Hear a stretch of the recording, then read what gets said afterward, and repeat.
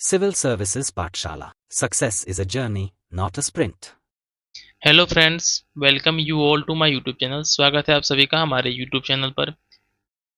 ये वीडियो जो है कि इस वीडियो में हम जो है कि पॉलिटी का एक सीरीज स्टार्ट कर रहे हैं। बॉडी पॉलिटी की वीडियो लेक्चर की सीरीज स्टार्ट कर रहे हैं, जिसमें हम जो भी इम्पोर्टेंट पॉलिटी के सेक्शंस हैं, ठीक है, जो एग्जाम पॉइंट ऑफ व्यू से इम्पोर्टेंट है, जैसे कि हमारा जुडिशियल सिस्टम हो गया, ठीक है, जुडिशियल सिस्टम हो गया, उसमें जो है कि हमारा हाई कोर्ट हो गया, सुप्रीम कोर्ट हो गया, और जो है कि नीचे के डिस्ट्रिक्ट अदालत हो गए हैं, ठीक है। इसके साथ ही साथ जो है कि हमारा पार्लियामेंट हो गया, या हमारा जो है कि इसमें हम देख लेते हैं फंडामेंटल राइट का चैप्टर हो गया, उसके साथ साथ जो है कि प्रेसिडेंट का चैप्टर हो गया। जो भी एग्जाम पॉइंट ऑफ व्यू से इंपॉर्टेंट होते हैं, जहाँ से क्वेश्चन ज़्यादा आते हैं हमारे पेपर में, पहले हम उन सेक्शंस को इसमें कवर करने का प्रयास करेंगे, ठीक है। और इसके साथ साथ आपको पता होगा कि पॉलिटी जो है कि हमारे एग्जाम पॉइंट ऑफ व्यू से कितना इंपॉर्टेंट हो जाता है, क्योंकि जो भी हमारे स्टेट के पेपर होते हैं, चाहे वो बीपीएससी का पेपर हो, ठीक है, बीपीएससी का पेपर हो, चाहे यूपी पीसीएस का पेपर हो, ठीक है, इन सब में जो है कि पेपर में नियर अबाउट 20 से 25 क्वेश्चन, ठीक है, 20 से 25 क्वेश्चन डायरेक्टली जो है कि यूपीएससी से पूछे जाते हैं, जो कि एक स्टैटिक पार्ट है, ठीक है, ज़रा डायनेमिक है ना इसमें। और जो लड़का इन सेक्शन इस सेक्शन से क्वेश्चन को अच्छे से डील करके नहीं आता, उसके सिलेक्शन होने के चांसेस ऐसे ही गिर जाते हैं। तो इसलिए जो है कि आपको पॉलिटी के सेक्शन को अच्छे से कंप्लीट करना है। और जो हम ये वीडियो यहाँ पे डाल रहे हैं, ये हमारा सेल्फ का नोट्स है। हम हमको पता है कि आप लोगों ने ऑलरेडी जो है कि पॉलिटी पूरा का पूरा पढ़ रखा है, जैसे कि लक्ष्मीकांत वगैरह आपको याद होगा। लेकिन इस वीडियो को एज ए आप रेफरेंस के रूप में रिवीजन के पर्पज से यूज कर सकते हैं, ठीक है, रिवीजन के पर्पज से यूज कर सकते हैं, क्योंकि हम इसमें बहुत ही कम समय में और बहुत ही छोटी छोटी वीडियोस में हम जो इम्पोर्टेंट है पॉलिटी के सेक्शंस, उनको कंप्लीट करने का प्रयास करेंगे और उन चीज़ों को समझने का भी प्रयास करेंगे, ठीक है। तो चलिए हम इस वीडियो की शुरुआत करते हैं, ठीक है, इस वीडियो की शुरुआत करते हैं। इसमें जो है कि हम कवर करने वाले हैं, जो इस वीडियो में हमारा जो कवर करने वाले हैं, ये है हमारा जुडिशियल सिस्टम, ठीक है, जुडिशियल सिस्टम। और जुडिशियल सिस्टम के हम अंदर हमारा क्या क्या आता है, ये आता है पहले सुप्रीम कोर्ट आता है, और सुप्रीम कोर्ट को कंप्लीट करते हुए साथ साथ में हम हाई कोर्ट को भी देखेंगे कि किस तरीके से सुप्रीम कोर्ट और हाई कोर्ट में डिफरेंसेस हैं, क्या सिमिलरिटीज हैं। और इसके साथ साथ इसमें हम जो कंप्लीट करने वाले हैं, जो लोकल अदालत होती हैं, जो नीचे की अदालत होती हैं, डिस्ट्रिक्ट कोर्ट हो गया, मोबाइल कोर्ट हो गया, या डिफरेंट टाइप के और भी क्वासी जुडिशियल बॉडीज होती हैं जो एज ए कोर्ट के फॉर्म में काम करती हैं, इन सभी चीज़ों को भी इसमें हम कंप्लीट करेंगे, ठीक है। तो चलिए हम थोड़ा वीडियो को स्टार्ट करते हैं। पहले इस वीडियो में जो पहले हम देखते हैं हमारा, ठीक है, ये हमारा, जैसे मैंने आपको ऊपर बताया कि हम जुडिशियल सिस्टम को पढ़ने वाले हैं। अब जुडिशियल सिस्टम को जो पढ़ते हैं, तो इसमें पहला हमारा आता जाता है सुप्रीम कोर्ट, इसके साथ साथ हाई कोर्ट, ठीक है। देखिए दो कॉलम बना हुआ है, इसमें हम दोनों को पढ़ते हुए कंपेयर करते हुए चलेंगे, क्या क्या डिफरेंसेस है दोनों में, क्योंकि जो पेपर में क्वेश्चन पूछते हैं ना, वो इस तरीके से डायरेक्ट नहीं पूछते हैं, और थोड़ा पेपर एनालिटिकल हो गया है, ठीक है, और आपके कॉन्सेप्ट को थोड़ा डीपली जाके जानना चाहता है जो एग्जामिनर है। तो पहले हम देख लेते हैं कि नंबर ऑफ जजेस हैं, जो नंबर ऑफ जजेस हैं हमारे सुप्रीम कोर्ट में, किसके द्वारा डिसाइड किए जाते हैं, ये डिसाइड किया जाता है पार्लियामेंट के द्वारा। पार्लियामेंट डिसाइड करती है कि नंबर ऑफ जजेस कितने होंगे सुप्रीम कोर्ट में। और लेकिन जो है कि हाई कोर्ट में यही डिफरेंस होता है कि हाई कोर्ट में किसके डिस्क्रिप्शन पे होता है, ये होता है प्रेसिडेंट के डिस्क्रिप्शन पे, ठीक है। प्रेसिडेंट के अंदर पावर होता है कि वो डिसाइड करेंगे कि नंबर ऑफ जो है कि किसी हाई कोर्ट में जजेस कितने होंगे। अगर कोई इस तरीके का हाई कोर्ट है, इसमें साथ ही साथ एक थोड़ा और इंटरेस्टिंग फैक्ट यह है कि अगर कोई ऐसा हाई कोर्ट है जो कि कॉमन है, दो स्टेट्स के बीच में कॉमन हाई कोर्ट है, तो वहाँ पे जो नंबर ऑफ जजेस कितने होंगे, इसको डिसाइड करने का पावर किसके पास है, पार्लियामेंट के पास है। तो देख सकते हो कि स्टार्ट में ही हमारे जो नंबर ऑफ जजेस की बात करते हैं, तो यहीं पे हमारे पास एक इंटरेस्टिंग फैक्ट निकल के बाहर आ जाता है कि जो नंबर ऑफ जजेस सुप्रीम कोर्ट में डिसाइड होते हैं, वो डिसाइड करता है हमारा पार्लियामेंट, लेकिन साथ साथ में जब हाई कोर्ट की बात करते हैं, तो वहाँ पे डिसाइड करता है हमारा प्रेसिडेंट। अगर इसी के साथ साथ जब कॉमन हाई कोर्ट हो जाता है, कहीं पे हाई कोर्ट कॉमन हो जाता है दो स्टेट के बीच में, तो वहाँ पे डिसाइड करता है पार्लियामेंट के पास पावर होता है कि नंबर ऑफ जजेस उस हाई कोर्ट में कितने होंगे।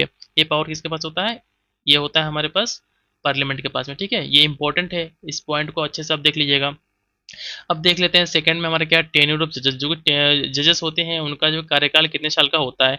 तो इस कंडीशन में सुप्रीम कोर्ट की बात करते हैं तो ये 65 ईयर्स होता है, ठीक है। और किसी भी क्वेश्चन जो उनकी एज से रिलेटेड कोई क्वेश्चन होगा, समथिंग कोई विवाद समथिंग कुछ होगा, तो इसके पास किसके पास पावर होता है, इसको डिसाइड करने का पावर होता है पार्लियामेंट के पास। लेकिन जब हम हाई कोर्ट की बात करते हैं तो ये होता है 62 ईयर्स, ठीक है। यहाँ एज डिफरेंस भी होता है कि सुप्रीम कोर्ट में मैक्सिमम जो एज होता है वो 65 होता है, जबकि हाई कोर्ट में 62 होता है। और कोई भी क्वेश्चन जो उनके एज से रिलेटेड होगा, ठीक है, कोई किसी प्रकार का डिस्प्यूट होता है, तो ये पावर किसके पास होता है? ये पावर होता है प्रेसिडेंट के पास में। लेकिन प्रेसिडेंट इस पावर को यूज करने के लिए कंसल्ट किसके साथ करता है? सीजीआई के साथ करता है, ठीक है। तो ये हमारा जो पॉइंट है ये बहुत ही इंपॉर्टेंट हो जाता है एग्जाम पॉइंट ऑफ व्यू से। बीपीएससी, यूपी, पीसीएस कहीं भी इस तरीके के कॉन्सेप्चुअल क्वेश्चन ही पूछे जाएंगे आपसे फ्यूचर में। इसलिए आप इस वीडियो को लास्ट तक जरूर देखिएगा, ठीक है, हम सजेस्ट करेंगे। इसके बाद से हम देख नेक्स्ट देख लेते हैं कि कोई जज है, ठीक है, कोई इस तरीके का जज है जो अपने पद से रिजाइन देना चाहता है, ठीक है, तो किसको देगा वो रिजाइनेशन दे किसको देगा? प्रेसिडेंट को देगा, ठीक है। सुप्रीम कोर्ट या हाई कोर्ट के जजेस जो होते हैं वो अपने पद से रिजाइन देना चाहते हैं, तो किसको रिजाइन देंगे? वो प्रेसिडेंट को देंगे, ठीक है, सीजीआई को नहीं देंगे। यहीं पे कंफ्यूजन क्रिएट करता है हमारा यूपीएससी जो है कि यहीं पे कन्फ्यूजन क्रिएट करता है कि बोल देता है कि यूपीएससी या बीपीएससी के पेपर में इस तरीके से स्टेटमेंट फ्रेम कर देते हैं कि सुप्रीम कोर्ट या हाई कोर्ट का जो जज होता है वो सीजीआई को अपना रिजाइनेशन देता है। तो ये स्टेटमेंट गलत है, क्योंकि किसको देता है? ये देता है प्रेसिडेंट को अपना रिजाइन देता है। यहाँ पे मैंने एक चीज मेंशन की है, ठीक है, कॉन्स्टिट्यूशन जो होता है इसने जो है कि किसी भी जजेस के जो टेन्यूर्स होते हैं, समझ रहे हैं, जो कार्यकाल होता है इसको फिक्स नहीं किया है। ये सामान्यतः जो है कि 5 साल तक होते हैं, 6 साल तक भी हो सकते हैं, ठीक है। लेकिन जो इनके रिटायरमेंट एज जो है जजेस जो होते हैं सुप्रीम कोर्ट या हाई कोर्ट के, इनकी रिटायरमेंट एज को जो है कि कॉन्स्टिट्यूशन ने डिफाइन किया है, फिक्स किया है। तो इस तरीके से पूछ सकता है पेपर में आपके कि कॉन्स्टिट्यूशन में जो है कि सुप्रीम कोर्ट और हाई कोर्ट के टेन्यूर को फिक्स किया गया है। तो ये स्टेटमेंट गलत है, क्योंकि उनके जो रिटायरमेंट एज को फिक्स किया गया है, जो कि 62 जो होता है हाई कोर्ट के केस में होता है और 65 जो होता है सुप्रीम कोर्ट के केस में होता है। और इनमें कोई भी चेंजेस करने होंगे, ठीक है, इसमें कोई भी अगर चेंजेस करना होगा इनके एज में, रिटायरमेंट एज में, तो हमको जो है कि कॉन्स्टिट्यूशनल अमेंडमेंट लाना पड़ेगा, ठीक है, with the consent of the half of the state legislature, ठीक है। इसमें हमारे हाफ ऑफ स्टेट लेजिस्लेचर की सहमति चाहिए, तभी जो है कि कॉन्स्टिट्यूशनल अमेंडमेंट के थ्रू ही हम इनके रिटायरमेंट एज को जो कॉन्स्टिट्यूशन ने फिक्स किया है उसको हम चेंज कर सकते हैं, ठीक है। ये भी बहुत ही इंपॉर्टेंट है हमारे और बहुत ही कॉन्सेप्चुअल है। ये आपको ना कहीं और जगह नहीं मिलेगा इतने कॉन्सेप्ट के साथ, जिस चीज़ों को हमने यहाँ मेंशन किया है। अब हम क्वालिफिकेशन की बात करते हैं, क्वालिफिकेशन देख लेते हैं। जो हाई कोर्ट का जज होता है, ठीक है, इसका जो क्वालिफिकेशन की बात करते हैं, अगर हाई कोर्ट में आपको जज होना है तो इसके लिए क्वालिफिकेशन क्या है? 5 साल का क्वालिफिकेशन चाहिए, ठीक है। और नहीं नहीं सॉरी, अगर आपको सुप्रीम कोर्ट में जज होना है, सुप्रीम कोर्ट में आपको जज होना है, ठीक है, तो क्वालिफिकेशन क्या है इसकी कि हाई कोर्ट में आपको 5 साल तक जज रहना पड़ेगा। और उसके साथ ही साथ सेकंड क्या है कि हाई कोर्ट में एज ए एडवोकेट की पोस्ट पे आपने 10 साल का सर्विस दिया हो, तो आप जो है कि सुप्रीम कोर्ट में अपॉइंटमेंट के लिए एलिजिबल है। जब हम दूसरा बात करते हैं इसमें हाई कोर्ट में बात करते हैं कि हाई कोर्ट में कौन अपॉइंट हो सकता है, ठीक है। तो इस सिनेरियो में जो कौन अपॉइंट हो सकता है हाई कोर्ट में? जो कोई ऐसा इंसान हो जो जुडिशियल ऑफिस में 10 साल का अनुभव रखता हो, और साथ ही साथ में यदि हाई कोर्ट में वो 10 साल तक एडवोकेट के पोस्ट पे काम कर चुका हो, तो वो एलिजिबल है कि सुप्रीम कोर्ट में फिर से एज ए जज के पोस्ट पे अपॉइंट हो सकता है, ठीक है। और अपॉइंटमेंट करता कौन है? ये अपॉइंटमेंट करता है कोलेजियम सिस्टम, ठीक है, जिसमें जो सीजीआई होते हैं, कोलेजियम सिस्टम में कौन होते हैं? सीजीआई होते हैं। और दो जो है कि सीनियर मोस्ट जजेस होते हैं जो अपॉइंटमेंट को करते हैं। नेक्स्ट देख लेते हैं हमारा सैलरी एंड अलाउंस की जब बात करते हैं हम लोग, तो इसमें सैलरी अलाउंस में सुप्रीम कोर्ट के पहले देख लेते हैं। इसमें इसको जो है कि चेंज नहीं किया जा सकता, कैन नॉट बी चेंज, इनके सैलरी एंड अलाउंस को चेंज नहीं किया जा सकता एक्सेप्ट फॉर फाइनेंशियल इमरजेंसी। कोई इस तरीके की इमरजेंसी ना हो जो फाइनेंस से रिलेटेड हो, उनके सैलरी एंड अलाउंस को चेंज नहीं किया जा सकता। जबकि इसमें क्या लिखा गया है, देखिए हाई कोर्ट के केस में क्या होता है, इनको भी चेंज नहीं किया जा सकता है जब तक कि फाइनेंशियल इमरजेंसी ना हो। फाइनेंशियल इमरजेंसी के केस में इनके जो है कि सैलरी एंड अलाउंस को जो है कि कम या ज़्यादा किया जा सकता है। और इनका जो एक सैलरी, एस से सैलरी हो गया, ठीक है, ए से अलाउंस हो गया, और पी से पेंशन, ये कौन किसके चार्ज होता है? ये चार्ज होता है कंसोलिडेटेड फंड ऑफ इंडिया। जो सीएफआई जो कंसोलिडेटेड फंड ऑफ इंडिया है, वहां से इनके सैलरी, अलाउंस और पेंशन तीनों जो है कि चार्ज होते हैं, मतलब दिया जाता है। लेकिन जब हम हाई कोर्ट की बात करते हैं तो यहाँ पे एक डिफरेंस हो जाता है। डिफरेंस क्या हो जाता है कि सैलरी और अलाउंस जो होता है consolidated consolidated fund of state, state के थ्रू दिया जाता है, जबकि पेंशन की बात आती है तो ये consolidated fund of India, India के द्वारा दिया जाता है। तो ये बहुत ही बिग जो है कि यहाँ पे डिफरेंस है दोनों के बीच में, कि very big difference between the high court and supreme court, कि दोनों के सैलरी एंड अलाउंस में डिफरेंसेस क्या है कि सैलरी, अलाउंस और पेंशन जो है कि कंसोलिडेटेड फंड ऑफ इंडिया के द्वारा दिया जाता है सुप्रीम कोर्ट के केस में। जबकि हम जब हाई कोर्ट की बात करते हैं तो सैलरी एंड अलाउंस जो होता है कंसोलिडेटेड फंड ऑफ स्टेट देता है, जबकि पेंशन कौन देता है? हमारा इंडिया देता है। अब हम कुछ यहाँ पे और कॉन्सेप्चुअल देख लेते हैं चीज़ों को। एडिशनल एंड एक्टिंग जजेस जो होते हैं, क्या क्या होते हैं दोनों सुप्रीम कोर्ट और हमारे जो है कि हाई कोर्ट के केस में, इसमें कोई एडिशनल जज नहीं होता है। सुप्रीम कोर्ट में कोई एडिशनल जज नहीं होता है, ठीक है। लेकिन इसी यहाँ पे देखें ना, तो यहाँ पे हाई कोर्ट में जो है कि एडिशनल जज होता है, और मैक्सिमम क्या होता है, 2 साल के लिए होता है। किसके द्वारा अपॉइंट होता है, प्रेसिडेंट के द्वारा हमारे अपॉइंट होता है। प्रेसिडेंट के द्वारा हमें अपॉइंट होता है एडिशनल जज। एक्टिंग जज को देख लेते हैं। एक्टिंग जज किसके द्वारा अपॉइंट होता है, सीजीआई के द्वारा, ठीक है। सीजीआई, कोई भी एक्टिंग जज होगा उसको जैसे सीजीआई के रूप में अपॉइंट किया जा सकता है किसके द्वारा, प्रेसिडेंट के पास पावर है कि कोई भी एक्टिंग जज को एज ए सीजीआई के रूप में हम जो है कि अपॉइंट कर सकते हैं। यदि जो है कि सीजीआई का पोस्ट वैकेंट है, ठीक है, टेम्पोररी एब्सेंट है और अनेबल टू परफॉर्म ड्यूटी है, तो इस केस में जो है कि प्रेसिडेंट के पास पावर है कि वो किसी एक्टिंग जज को एज ए सीजीआई के रूप में सुप्रीम कोर्ट में नियुक्त कर सकता है। ठीक है, नेक्स्ट देख लेते हैं इसमें एडोक जज को देख लेते हैं। एडोक जज क्या क्या है इसमें, इसमें क्या है, जब लेक ऑफ कोरम मतलब कि जो संख्या बल है उससे कम संख्या में जजेस अवेलेबल है हमारे सुप्रीम कोर्ट में, तो इस कंडीशन में एडोक जजेस की अपॉइंटमेंट होती है। ठीक है, अपॉइंटमेंट के लिए शर्तें क्या है, इसको शर्तें क्या है इसमें देख लेते हैं। इसमें CJI after consulting chief justice of high court, जी सीजीआई के द्वारा अपॉइंटमेंट होता है जो एडोक जजेस होते हैं। और किससे कंसल्ट करता है ये, सुप्रीम जो जजेस होते हैं वहाँ के हाई कोर्ट के जजेस होते हैं, चीफ जस्टिस होते हैं, उनसे कंसल्ट करके जो है कि ये प्रेसिडेंट को प्लस प्रेसिडेंट का भी कंसेंट चाहिए इसमें। ठीक है, प्रेसिडेंट का कंसेंट प्लस जो हाई कोर्ट के जज है उनका कंसेंट करके ये सीजीआई के द्वारा अपॉइंट किए जाते हैं। अगर रिटायर्ड जज समथिंग कोई है, ठीक है, तो ये कौन जो है कि इसको रिटायर्ड जज को एज जज के रूप में कौन अपॉइंट कर सकता है, सीजीआई के द्वारा, ठीक है, विद प्रेसिडेंट कंसेंट। ठीक है, प्रेसिडेंट का कंसेंट हमको इसमें चाहिए इसके अपॉइंटमेंट के लिए। अब थोड़ा हाई कोर्ट में देख लेते हैं। हमारे हाई कोर्ट में क्या है, हमारा एक्टिंग जज किसके द्वारा अपॉइंट होते हैं, प्रेसिडेंट के द्वारा। जितने भी वर्क होंगे ना हाई कोर्ट में मैक्सिमम प्रेसिडेंट के द्वारा होते हैं। ठीक है, ये वही प्रोविजंस है कि अगर कोई है नहीं, समथिंग काम करने में अनेबल है, ठीक है। रिटायर्ड जज को देख लेते हैं। रिटायर्ड जज किसके द्वारा अपॉइंट होते हैं, ठीक है, रिटायर्ड जज by chief justice of high court with president consent. इसमें कंसेंट चाहिए, ठीक है, ऐसे नहीं कि आर्बिट्रेरली आप किसी ने लेके किसी को अपॉइंट कर दिया। इसमें कंसेंट मैटर करता है कि प्रेसिडेंट का कंसेंट चाहिए, सहमति चाहिए, तभी जो है कि आप रिटायर्ड जज को एज ए जज के रूप में हम हाई कोर्ट में अपॉइंट कर सकते हैं। ठीक है, अब सीट देख लेते हैं। सीट, ठीक है, सीट के रूप में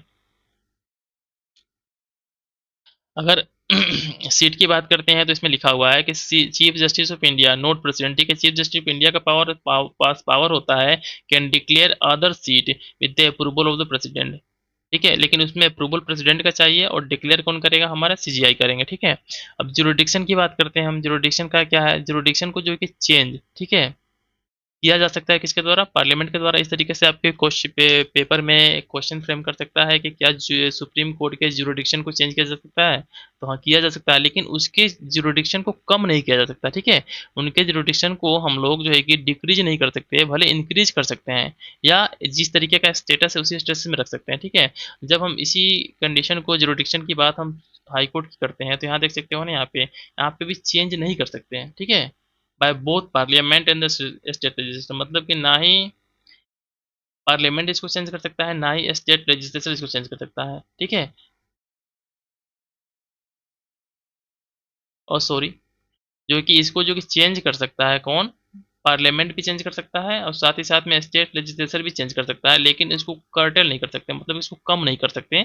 चेंजिंग की पावर जिस तरीके से सुप्रीम कोर्ट के केस में पार्लियामेंट के पास है, सेम हमारे हाई कोर्ट की कंडीशन में जो है कि हमारे पास पार्लियामेंट के पास भी पावर है। ये देखिए, पार्लियामेंट के पास भी पावर है, और जो है कि इसके साथ साथ जो है कि स्टेट लेजिस्लेचर है, इसके पास भी पावर है कि ये इसके जुरिडिक्शन को चेंज कर सकता है, लेकिन इसको कम नहीं कर सकता। ठीक है, ये इंपॉर्टेंट है इसमें। अब टेरिटोरियल जुरिडिक्शन को देख लेते हैं इसमें। ठीक है, ये जो होता है इनका जो टेरिटोरियल जुरिडिक्शन होता है, ये जो होता है स्टेट का जो बॉर्डर होता है, ठीक है, इसके अंदर ही होता है मैक्सिमम। ठीक है, उसके आसपास के एरिया में ही इनके पावर होता है कि वो जुरिडिक्शन दे सकते हैं। अब ट्रांसफर ऑफ जजेस की बात कर लेते हैं। ठीक है, आर्टिकल 222 में मेंशन है। ठीक है, क्या मेंशन है आर्टिकल 222 में, कि by president after consult the CGI. ये प्रेसिडेंट के द्वारा इनका ट्रांसफर होता है, लेकिन कंसल्ट किससे करना पड़ेगा, सीजीआई से हमको कंसल्ट करना पड़ेगा। ठीक है, और इनका ट्रांसफर किस कंडीशन में किया जा सकता है, only as a exceptional major in the public interest. ठीक है, अगर पब्लिक इंटरेस्ट में अगर ट्रांसफर करना जरूरी है किसी जज का, तभी हम इनका जो है कि ट्रांसफर कर सकते हैं। इस तरीके से कोई पनिशमेंट के तौर पे इसको ट्रांसफर नहीं कर सकते। ठीक है, थर्ड जजेस केस जो कि 1998 में आया था, इसमें बोला कि CGI should consult four senior most, ठीक है, plus chief justice of 2 high court. इनका अगर ट्रांसफर करना है तो सीजीआई को 4 सीनियर मोस्ट जो जजेस हैं सुप्रीम कोर्ट के उनसे कंसल्ट करना पड़ेगा, और साथ ही साथ में जो है कि chief justice of 2 high court जिनके बीच में ट्रांसफर होना है, ठीक है, उनसे आप कंसल्ट करोगे तभी जो है कि इन जजेस को हम ट्रांसफर कर सकते हैं।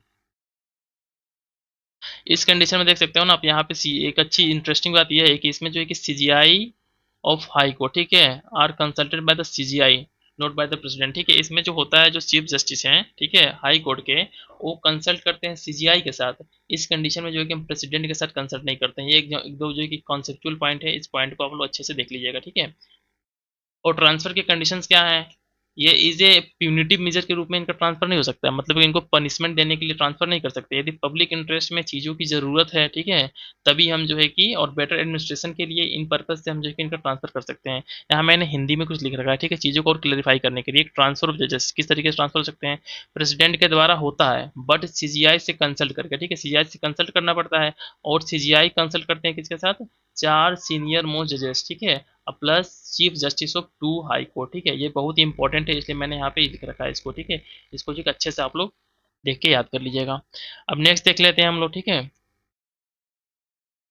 जुरिडिक्शन ऑफ सुप्रीम कोर्ट की बात कर लेते हैं कि किस तरीके का जुरिडिक्शन जो है कि कोर्ट्स के होते हैं, किस किस तरीके के। तो 3 तरीके के जुरिडिक्शंस होते हैं इनके पास। एक ओरिजिनल होता है, ठीक है, ओरिजिनल होता है। दूसरा क्या होता है? रिट होता है, ठीक है। तीसरा क्या होता है? एपिटेलेट होता है, ठीक है। तो पहला जो जुरिडिक्शन है हमारा ओरिजिनल है, इसमें देख लेते हैं क्या क्या है सुप्रीम कोर्ट के पास जुरिडिक्शन। ओरिजिनल क्या क्या होता है, ठीक है। जुरिडिक्शन जो होता है सेंटर के केस में, ठीक है, सेंटर वीएस जो स्टेट का मैटर होगा, देखिए सी से सेंटर और एस से स्टेट, ठीक है, सी से सेंटर एस से स्टेट, मतलब कि जो भी सेंटर और स्टेट के बीच में कुछ मैटर होगा, इस ये ओरिजिनल जुरिडिक्शन किसके पास होता है? सुप्रीम कोर्ट के पास होता है। कोई सेंटर और स्टेट के बीच में जो है कि मैटर है, ठीक है, और सेंटर और स्टेट और बीच ये सिस्टम, मतलब कि सेंटर स्टेट प्लस स्टेट के बीच में कुछ मैटर है, तो ये ओरिजिनल जुरिडिक्शन किसके पास होता है? सुप्रीम कोर्ट के पास होता है। इसके साथ कोई स्टेट और स्टेट के बीच में कोई डिस्प्यूट है, तो इसकी सुनवाई का अधिकार किसके पास होता है? ये अधिकार होता है सुप्रीम कोर्ट के पास। इसमें कुछ और देख लेते हैं हम लोग, ठीक है। इसमें हम सुप्रीम हाई कोर्ट का देख लेते हैं कि ओरिजिनल जुरिडिक्शन में क्या क्या आते हैं। सॉरी, इसमें अगर कंटेम्प्ट कोर्ट की बात करते हैं, ठीक है, तो ये हमारा जो है कि हाई कोर्ट का ओरिजिनल जुरिडिक्शन है। इसके साथ ही जब election of MP and MLA देख रहे हो ना, ये एमपी और एमएलए के इलेक्शन की जब बात आएगी तो इसके जुरिडिक्शन का पावर किसके पास होता है? ये होता है हमारे हाई कोर्ट के पास में। आप लोगों ने देखा होगा ना कि जब इंदिरा गांधी का ये हुआ था इमरजेंसी के बाद से उनके इलेक्शन को एज ए अनलीगल किया गया था, तो किसके द्वारा किया गया था? इलाहाबाद हाई कोर्ट के द्वारा किया गया था, ठीक है। मतलब कि उनके चुनाव को निषेध किसके द्वारा किया गया था? इलाहाबाद हाई कोर्ट के द्वारा किया गया था। दैट मीन्स कि election of MP and MLA के केस में हाई कोर्ट के पास जो है कि ओरिजिनल जुरिडिक्शन होता है। रेवेन्यू मैटर्स के विषय में भी इनके पास ओरिजिनल जुरिडिक्शन है। फिर हम ट्रांसफर केसेस देखते हैं, किसी को ट्रांसफर केसेस हो गए जो कि इंटरप्रिटेशन ऑफ कॉन्स्टिट्यूशन की बात करते हैं, एनफोर्समेंट ऑफ फंडामेंटल राइट होता है। ये जो जितने भी चीज़ें हैं ना, इन सब मैटर में हाई कोर्ट के पास हमारा जो है कि ओरिजिनल जुरिडिक्शन होता है। अब रिट देख लेते हैं। रिट का जुरिडिक्शन किसके पास होता है? हाई कोर्ट के पास में ओनली फंडामेंटल राइट के केस में है, ठीक है। लेकिन जो रिट का जुरिडिक्शन होता है हाई कोर्ट का, वो ब्रॉडर है with compare to supreme court. कैसे?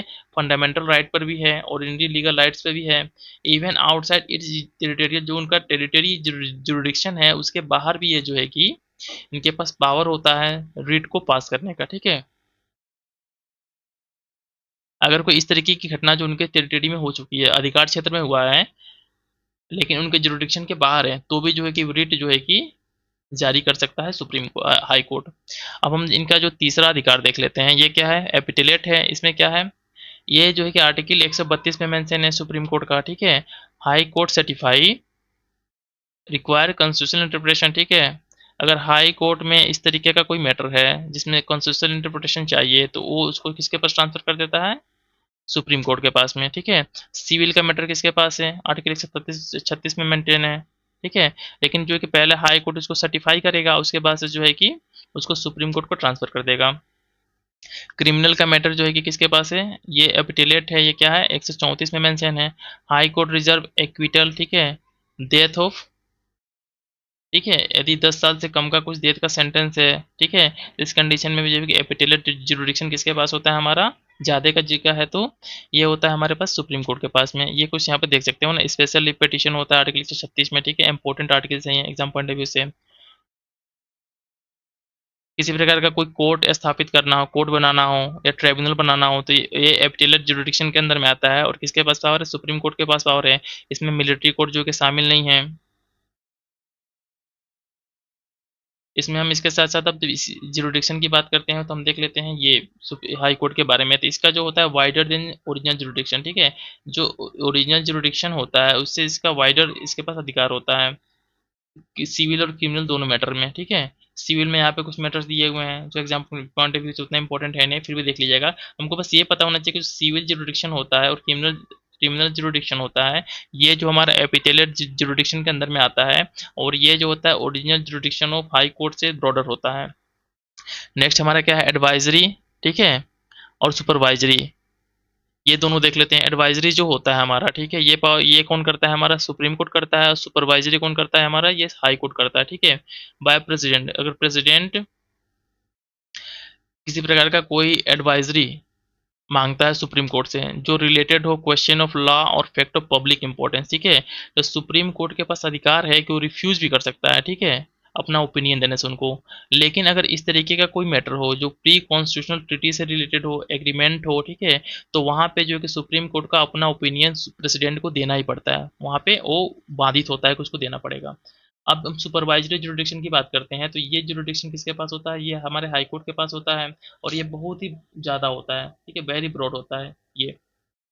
इसका जुरिडिक्शन किसके पास होता है, ऑल कोर्ट्स के ऊपर होता है, ट्रिब्यूनल्स के ऊपर होता है, मिलिट्री इसमें शामिल नहीं होते हैं। इसके साथ अब हम एडमिनिस्ट्रेटिव हो गया, ठीक है, जुडिशियल सुपरिटेंडेंट हो गया, रिविजनल जुरिडिक्शन हो गया, इनका सू मोटो का पावर भी किसके पास होता है, सू स्वतः संज्ञान का पावर किसके पास होता है, हाई कोर्ट के पास होता है। अब कोर्ट ऑफ रिकॉर्ड के रूप में देख लेते हैं। कोर्ट ऑफ रिकॉर्ड के रूप में हाई कोर्ट और सुप्रीम कोर्ट में क्या डिफरेंसेस या सिमिलरिटीज हैं। तो इसमें हम देखते क्या है ना कि judgement can not be question before any court. इसका जो जजमेंट होता है, जजमेंट को किसी कोर्ट के आगे क्वेश्चन नहीं कर सकते, ठीक है। और ये पनिश कर सकता है कंटेम्प्ट ऑफ ऑल कोर्ट्स, जो जितने भी कोर्ट्स हैं, बस अपने कोर्ट के कंटेम्प्ट के लिए नहीं, अदर कोर्ट्स के कंटेम्प्ट के लिए भी वो जो है कि दूसरे किसी को पनिश कर सकता है। ये बहुत ही इंपॉर्टेंट पॉइंट है ये आप लोग देख लीजिएगा। अब हम जब बात करते हैं कोर्ट ऑफ रिकॉर्ड्स के रूप में हाई कोर्ट्स के पावर के, तो इसका क्या होता है, इसके जजमेंट्स को can not be question before the subordinate court. जो उसके नीचे अधीनस्थ न्यायालय हैं, उसके नीचे जो वर्क करते हैं, उनके पास पावर नहीं होता है, ठीक है, कि वो उसके जजमेंट को जो है कि हाई कोर्ट के क्वेश्चन कर सकें। इसके साथ जो है कि पनिश कर सकता है अपने कंटेम्प्ट खुद के लिए, और साथ ही साथ में जो सबऑर्डिनेट कोर्ट्स हैं इनके कोई कंटेम्प्ट करता है, इनके ऑर्डर को मानने से इनकार करता है, तो इस कंडीशन में जो है कि ये पनिश कर सकता है। इसके पास पावर क्या होता है, रिव्यू ऑन जजमेंट, ठीक है, अपने जजमेंट को रिव्यू भी कर सकता है। Unlike supreme court this is not given by the high court, ठीक है। लेकिन ना क्या होता है इनमें डिफरेंस क्या है कि ये अपने जजमेंट को रिव्यू कर सकता है, लेकिन जिस तरीके से सुप्रीम कोर्ट को ये पावर कॉन्स्टिट्यूशन के द्वारा दिया गया है, उस तरीके से हाई कोर्ट को ये कॉन्स्टिट्यूशन के द्वारा नहीं दिया गया है। और ये क्वेश्चन जो है कि आपके यूपीएससी में, ठीक है, बहुत ही कॉन्सेप्चुअल क्वेश्चन है, ये डायरेक्टली यहाँ से पूछा गया था, ठीक है, यूपीएससी में जो है कि डायरेक्टली यहाँ से पूछा गया था, इसलिए जो है कि बहुत ज़्यादा इंपॉर्टेंट हो जाता है। अब जुडिशियल रिव्यू का पावर देख लेते हैं हम। जुडिशियल रिव्यू में क्या है, जुडिशियल रिव्यू में क्या क्या पावर है हमारे लेजिस्लेटिव लॉ में, ठीक है, जुडिशियल रिव्यू ले सकता है। इसके साथ साथ एग्जीक्यूटिव ऑर्डर को ही है, ठीक है, बोथ सेंट्रल और स्टेट का, दोनों के लेजिस्लेटिव लॉ कोई लाता है सेंट्रल या स्टेट, उसके साथ साथ कुछ एग्जीक्यूटिव ऑर्डर पास होता है सेंट्रल या स्टेट से। इन दोनों मैटर में जो है कि जुडिशियल रिव्यू का पावर किसके पास है, हमारे ये पावर है हमारे सुप्रीम कोर्ट के पास, ठीक है। अब इसमें जो है कि सेम दोनों में सेम है, कि इसमें भी सेम है, देख रहे हैं ना। लेकिन यहाँ पे ना एक चीज मेंशन नहीं किया गया है, जुडिशियल रिव्यू को मेंशन नहीं किया गया, not mention word judicial review, ठीक है, इस वर्ड को मेंशन नहीं किया गया है।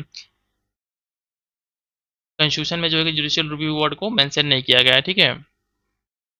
कुछ अदर पावर देख लेते हैं इसमें। Election of president and vice president के केस में क्या होता है, इनके पास क्या पावर्स होते हैं। ये पावर किसके पास होता है, ये पावर होता है इलेक्शन ऑफ प्रेसिडेंट और वाइस प्रेसिडेंट का इलेक्शन के संबंधित कोई विवाद होता है, समथिंग कुछ डिस्प्यूट होता है, तो ये पावर होता है हमारे पास क्या, सुप्रीम कोर्ट के पास ये पावर होता है। ये कुछ एडिशनल पावर है सुप्रीम कोर्ट के पास हमारे। इसके साथ साथ यूपीएससी का चेयरमैन के संबंध में कुछ इंक्वायरी करना हो, ठीक है, इंक्वायरी करने के लिए कुछ कमेटी बनाई जाती है, वो सुप्रीम कोर्ट के द्वारा किया जाता है। तो इसका जो वो ये निर्णय होता है, डिसीजन जो होता है बाइंडिंग होता है, बाइंडिंग ओपिनियन होता है। ये कुछ और इसके पावर्स हैं जो एडिशनल पावर्स हैं। अब इसमें देख लेते हैं हम क्या है, रिव्यू जुरिडिक्शन और सुप्रीम कोर्ट। सुप्रीम कोर्ट का जो रिव्यू जुरिडिक्शन होता है ये कितना है, तो ये आर्टिकल 137 में मेंशन है। रिव्यू जुरिडिक्शन जो है कि आर्टिकल 137 में मेंशन है सुप्रीम कोर्ट का। और इसमें कहा गया है कि सुप्रीम कोर्ट के पास पावर है कि ये अपने ओन जजमेंट को रिव्यू कर सकता है, ठीक है, subject to any law made by the parliament on the grounds of किस क्या न्यू मैटर ऑफ एविडेंस, कोई इस तरीके का कोई नया एविडेंस आ जाता है, एरर और mistake on the face of record, किसी तरीके का कोई एरर हो गया हो जजमेंट में, तो इन सभी चीज़ों के जो केसेस होते हैं इनको जो है कि वो फिर से रिव्यू कर सकता है। सुप्रीम कोर्ट की रूल्स 1966 में एक मेंशन है कि to file within 30 days of judgement, ठीक है, अगर जजमेंट आने के 30 दिन के भीतर कोई समथिंग फिर से जो है कि फाइल कर दे केस, ठीक है, तो सुप्रीम कोर्ट जो है कि उसको रिव्यू कर सकता है। ये जो पावर क्या होता है, ये जो discriminatory right of supreme court, ठीक है, ये डिस्क्रिमिनेटरी राइट होता है कोर्ट का। और इस तरीके का no review jurisdiction of high court, high court के पास इस तरीके का कोई जुरिडिक्शन नहीं होता है जो कॉन्स्टिट्यूशन के द्वारा दिया गया है, बट ये रिव्यू कर सकता है, ठीक है, मैंने ऊपर आपको बताया कि बट ये रिव्यू कर सकता है। अब देख लेते हैं इम्पीचमेंट ऑफ जजेस। जजेस का जो है कि इम्पीचमेंट कैसे होता है, ये कहाँ मेंशन है, जजेस इंक्वायरी एक्ट 1968 में मेंशन है, regulate the procedure for the impeachment. Impeachment के प्रोसीजर को रेगुलेट करने का प्रोविजन जो है कि जजेस इंक्वायरी एक्ट 1968 में मेंशन है, ठीक है। इसमें क्या होता है कि इसको लाने के लिए, इम्पीचमेंट को लाने के लिए 100 मेंबर्स ऑफ लोकसभा, ठीक है, और 50 मेंबर्स ऑफ द राज्यसभा, ये एक डॉक्यूमेंट साइन करेंगे, ठीक है, दोनों इक्वल नहीं है, यहाँ मेंशन किया दोनों इक्वल नहीं है। और इसके बाद से जो है कि इफ स्पीकर एडमिट, यदि स्पीकर एडमिट करता है तो एक कमेटी बनेगी, ठीक है, कमेटी बनेगी, उस कमेटी में मेंबर्स क्या होंगे, जिसमें चीफ जस्टिस होंगे, ठीक है, और the justice of supreme court, chief justice या जस्टिस ऑफ सुप्रीम कोर्ट्स होंगे, या चीफ जस्टिस और ऑफ हाई कोर्ट्स होंगे, ठीक है, और डिस्टिंग्विश ज्यूरिस्ट होंगे, इनके बेस पे कमेटी बनेगी। और कमेटी जो है कि इनके जो भी एलिगेशन उनके ऊपर लगे हुए हैं जजेस के ऊपर, उसको इंक्वायरी करेगी, और उसके बाद से जो है कि जो भी एक्शन होगा और जो भी रिपोर्ट होगा पार्लियामेंट के पास सबमिट करेगी, तब उसके ऊपर एक्शन लिया जाएगा। अब देखिए यहाँ पे एक मैंने चीज मेंशन किया जो important exam point of view, इसमें डिस्ट्रिक्ट जज का अपॉइंटमेंट कौन करता है, गवर्नर प्लस हाई कोर्ट, ठीक है, दोनों मिलके जो है कि डिस्ट्रिक्ट जज का अपॉइंटमेंट करते हैं। और जो अदर जजेस होते हैं डिस्ट्रिक्ट जज को छोड़ के, इनका अपॉइंटमेंट किसका हाथ होता है, governor plus high court plus SPSC, state public service commission, मतलब ये तीन लोग मिलकर जो है कि अदर जजेस को नियुक्त करते हैं, अपॉइंट करते हैं। जबकि जो है कि डिस्ट्रिक्ट जज का अपॉइंटमेंट कौन करता है, गवर्नर प्लस हाई कोर्ट, ठीक है, ये एग्जाम पॉइंट ऑफ व्यू से बहुत ही इंपॉर्टेंट है, इसको देख लीजिएगा। नेक्स्ट हमारा क्या है, नेक्स्ट इसमें क्या है, सबऑर्डिनेट कोर्ट देख लेते हैं, जो इसके नीचे अब हाई कोर्ट के नीचे जो डिफरेंट टाइप के कोर्ट्स वेयर करते हैं, इनको देख लेते हैं, इनका अपॉइंटमेंट पोस्टिंग एंड प्रमोशन, ठीक है, इनको देख लेते हैं। इसमें पहला क्या है, डिस्ट्रिक्ट जज कौन, गवर्नर करते हैं, मैंने ऊपर बताया, ठीक है, प्लस हाई कोर्ट। इसमें किसी प्रकार का कोई रोल नहीं होता है एसपीएससी का, लेकिन जब हम अदर जजेस की बात करते हैं तो इसमें गवर्नर करते हैं, साथ साथ में एसपीएससी का भी रोल होता है और हाई कोर्ट का भी रोल होता है, ठीक है। इनको कंट्रोल कौन करता है, सबऑर्डिनेट कोर्ट्स के ऊपर, ठीक है, ये कंट्रोल जो होता है डिस्ट्रिक्ट कोर्ट का होता है, control over district court and other subordinate court including posting promotion of the person not appointment, ठीक है, अपॉइंटमेंट को छोड़ के इन judicial service holding post inferior of the post of district court जज, ठीक है, जितने भी पावर्स हैं ना, जब सब का सब जो होता है हाई कोर्ट के अंदर होता है, जो कि उनको ट्रांसफर करना हो, ठीक है, पोस्टिंग करना हो, प्रमोशन करना हो, ये पावर कितने हाई कोर्ट के पास होते हैं, लेकिन अपॉइंटमेंट का पावर जो होता है हाई कोर्ट के पास नहीं होता है, ये मिला हुआ पावर है, गवर्नर हाई कोर्ट, अदर जजेस का गवर्नर हाई कोर्ट और एसपीएससी, ठीक है। अब इस तरीके से थोड़ा ऑर्गेनाइजेशन देख लेते हैं हम, नीचे के कोर्ट किस तरीके से हैं, किस तरीके से हमारा फैला हुआ है, ठीक है, देखिए इसमें इसमें पहला क्या होता है, हाई कोर्ट होता है, इसके नीचे क्या होते हैं, district court and session court होता है, ठीक है, सेशन जज कोर्ट होते हैं। इसमें जो है कि डिस्ट्रिक्ट एंड सेशन जज कोर्ट में दो पार्ट में हो जाते हैं, एक सिविल साइड होता है, क्रिमिनल साइड होता है। सिविल साइड की जब बात करते हैं तो ये क्या आता है, सबऑर्डिनेट जज कोर्ट होता है, उसमें कौन से आते हैं, मुंशी कोर्ट्स वाले आते हैं, मुंसिफ कोर्ट हो गए। फिर क्रिमिनल साइड में जब देखते हैं हम लोग, चीफ जुडिशियल मजिस्ट्रेट आता है इसके नीचे, ठीक है, उसके नीचे कौन आता है, जुडिशियल मजिस्ट्रेट कोर्ट आता है, ठीक है। अब हम थोड़ा सिविल साइड और क्रिमिनल साइड देख लेते हैं दोनों के। इसमें जो है कि डिस्ट्रिक्ट जज देख लेते हैं, ठीक है, डिस्ट्रिक्ट जज के बारे में। डिस्ट्रिक्ट जज का जो होता है ओरिजिनल एंड एपिटेलर जुरिडिक्शन, ठीक है। जो ओरिजिनल और एपिटेलर जुरिडिक्शन होता है, दोनों का पावर सिविल और क्रिमिनल के मैटर में किसके पास होता है? डिस्ट्रिक्ट जज के पास होता है। और इसके साथ जो इनका क्वालिफिकेशन का कुछ देख लेते हैं। क्वालिफिकेशन क्या है? इसके पास पावर होता है क्या? जुडिशियल एडमिनिस्ट्रेटिव दोनों पावर होता है डिस्ट्रिक्ट जज के पास में। और इसके साथ इनके क्वालिफिकेशन की शर्तें क्या है? एडवोकेट हो और प्लीडर हो 7 साल तक, ठीक है।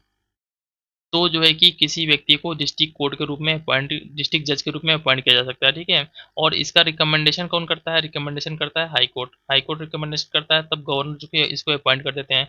जबकि सबॉर्डिनेट कोर्ट जज के बारे में बात करते हैं।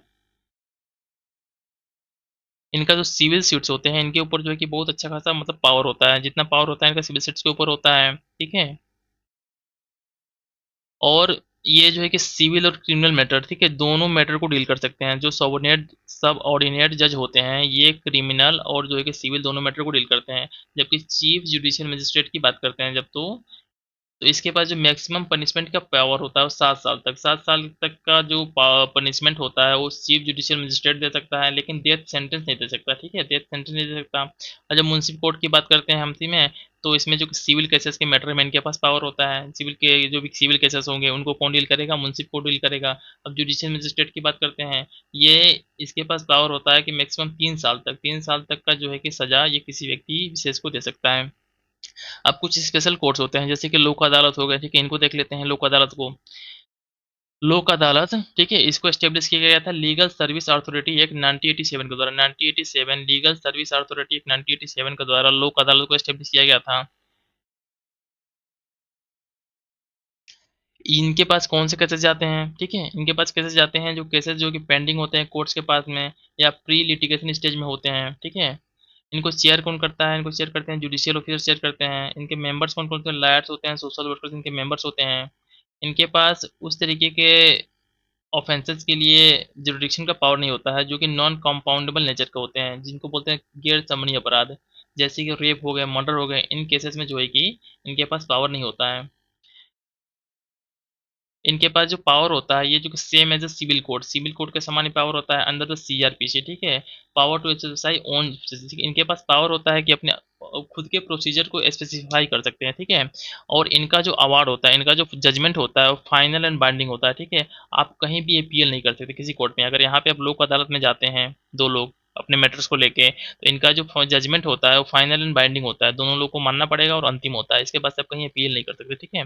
इसका मेजर ड्रॉबॉक्स क्या है? ठीक है, इसके ड्रॉबैक्स क्या है कि बेस्ड ऑन कॉम्प्रोमाइज, ये कॉम्प्रोमाइज ज़्यादा करता है, ठीक है। इसमें कोई मेरिट अवार्ड नहीं होता है, जजमेंट जो होता है मेरिट के बेस पे नहीं होता है, दोनों के बीच में कॉम्प्रोमाइज हो जाता है, ठीक है। और इसका जो देखिए यहाँ पे मैंने मेंशन किया है कि फाइनल एंड बाइंडिंग होता है। अब परमानेंट लोक अदालत की बात कर लेते हैं, ठीक है। जो परमानेंट लोक अदालत होता है इसको भी जो है कि 1987 का जो एक्ट था लीगल सर्विस अथॉरिटी एक्ट, इसके अंदर जो है कि इसको एस्टेब्लिश किया गया था और इसको 2002 में अमेंड किया गया था, ठीक है। इसको चेयर कौन करता है? ठीक है, इसको चेयर करता है जो है कि सेशन और, ठीक है, एथ और आर डिस्ट्रिक्ट और हायर जजेस इसको शेयर करते हैं। और इसके साथ जो है कि इनका जो जुरिडिक्शन है अप टू 10 लाख तक वो फाइन लगा सकते हैं। बट सेंट्रल गवर्नमेंट के पास पावर क्या है कि इसको इंक्रीज भी कर सकता है। इनके पास कोई जुरिडिक्शन का पावर नहीं होता है। नॉन कंपाउंडेबल ऑफेंस के मामले में इनके पास कोई जुरिडिक्शन का पावर नहीं होता है। इनका जो सेटलमेंट होता है, ठीक है, वो मेरिट के बेस पे पास होता है और फाइनल एंड बाइंडिंग होता है, ठीक है। फाइनल और बाइंडिंग होता है परमानेंट लोक अदालत, और लोक अदालत का जो भी डिसीजन होगा वो फाइनल और बाइंडिंग होगा। अब हम फैमिली कोर्ट्स की बात कर लेते हैं। फैमिली कोर्ट्स क्या होता है? स्टेट गवर्नमेंट स्थापित करती है बाय कंसल्टिंग हाई कोर्ट के द्वारा, ठीक है। और ये फैमिली कोर्ट एक्ट 1984 के अंदर में इसको एस्टेब्लिश किया गया था। और इसमें क्या होता है ना, इसमें अगर कोई डिसीजन देता है फैमिली कोर्ट आपको, ठीक है, तो इसके बाद से आपके पास पावर है कि आप हाई कोर्ट में जाके अपील कर सकते हैं, ठीक है। और इनको अपॉइंट कौन करता है? इनको अपॉइंट करता है स्टेट गवर्नमेंट अपॉइंट करता है हाई कोर्ट से कंसल्ट करके, ठीक है। ये दो इंपॉर्टेंट है, मैंने साइड में लिख दिया है। अब ग्राम न्यायालय की बात कर लेते हैं। ग्राम न्यायालय में क्या है? इनका डिसीजन जो है कि बाइंडिंग नहीं होता है। जो एक इंपॉर्टेंट पॉइंट क्या है इसमें, ग्राम न्यायालय के जो डिसीजन जो होते हैं बाइंडिंग नहीं होते हैं। और इसको जो है कि court of judicial magistrate of first class, जिसको न्यायाधिकारी बोलते हैं, वो इसको शेयर करता है, ठीक है, वो बैठता है इसमें। इस तरीके से हम नेक्स्ट देख लेते हैं। हमारा नेक्स्ट क्या है? हमारा इसमें मोबाइल कोर्ट्स को देख लेते हैं, ठीक है। मोबाइल कोर्ट्स के पास सिविल और क्रिमिनल दोनों प्रकार के जुरिडिक्शन है, ठीक है। और इनका जो होता है आईपीसी और सीआरपीसी, और एविडेंस एक्ट से बाउंड नहीं होते हैं। इनके ऊपर कोई बाउंडेशन नहीं होता है कि सीआईपीसी या सीआरपीसी के तमाम धाराओं के बेस पे ये अपना डिसीजन दे। ये नेचुरल जस्टिस के सिस्टम पे वर्क करते हैं, ठीक है। मोबाइल कोर्ट्स होते हैं इनके पास, यहाँ पे मैंने मेंशन किया सिविल और क्रिमिनल दोनों पावर्स हैं। और इसमें हम कुछ और इम्पोर्टेंट देख लेते हैं, ठीक है। इसमें हम कंपाउंडेबल और नॉन कंपाउंडेबल ऑफेंसेस को देख लेते हैं कि दोनों क्या होते हैं। इसमें क्या होता है ना, कंपाउंडेबल नेचर के वो ऑफेंसेस वे होते हैं जिसमें कंप्रोमाइज पॉसिबल होता है। मतलब दो पार्टी जाते हैं केस करने के लिए, फिर उनको लगता है कि नहीं हम बाहर की कंप्रोमाइज कर लेते हैं, तो आप कंप्रोमाइज कर सकते हो। लेकिन नॉन कंपाउंडेबल क्राइम्स वो होते हैं जिसमें जो होता है कि आप कंप्रोमाइज नहीं कर सकते, जैसे कि रेप के केसेस हो गए, मर्डर हो गए, ठीक है। रेप हो गए, मर्डर हो गए। इसके साथ साथ इसमें जो होता है ना, एक स्टेट जो होता है, स्टेट एज ए कंप्लीट, ये स्टेट एक पार्टी के रूप में अपने आप को प्रेजेंट करता है इस केसेस में, ठीक है। दो तीन पार्टीज होते हैं इसमें, जो स्टेट भी होता है जो इस मैटर को एज ए कोर्ट के समक्ष रखता है। तो इस तरीके के जो ऑफेंसेस होते हैं उनको क्या बोलते हैं, नॉन कंपाउंडेबल नेचर के होते हैं, ठीक है। तो हमने जो है कि इसमें इस वीडियो में हमने जो है कि जुडिशियल सिस्टम में जो है कि, ठीक है, जुडिशियल सिस्टम, जिसमें कि हमने सुप्रीम कोर्ट, हाई कोर्ट और जितने भी हमारे लोअर कोर्ट्स हैं, ठीक है, डिस्ट्रिक्ट कोर्ट, सेशन कोर्ट, इन सभी चीज़ों को हमने कवर कर लिया एक वीडियो में। तो ये वीडियो यदि आप लोगों को इन्फॉर्मेटिव लगी हो, आपके एग्जाम में हेल्पफुल हो, तो वीडियो को लाइक कर दीजिएगा, ठीक है। वीडियो को लाइक कर दीजिएगा क्योंकि हम बहुत ही मेहनत से पढ़ाते हैं आपको, ठीक है। तो एक लाइक और एक सब्सक्राइब तो आपसे उम्मीद करते ही हैं कि आप लोग लाइक और सब्सक्राइब कर लेंगे वीडियो को। और नेक्स्ट वीडियो हमारा जो है कि इसी कड़ी में जो है कि हम पार्लियामेंट को लाने को सोच रहे हैं, पार्लियामेंट पे लाएंगे। तो यदि आप लोग इंटरेस्टेड हो तो आप लोग कमेंट में बताइएगा कि पार्लियामेंट पे वीडियो लाएं कि हम जो है कि फंडामेंटल राइट पे वीडियो लाएं, नेक्स्ट वीडियो हमारा, ठीक है। Thanks for watching.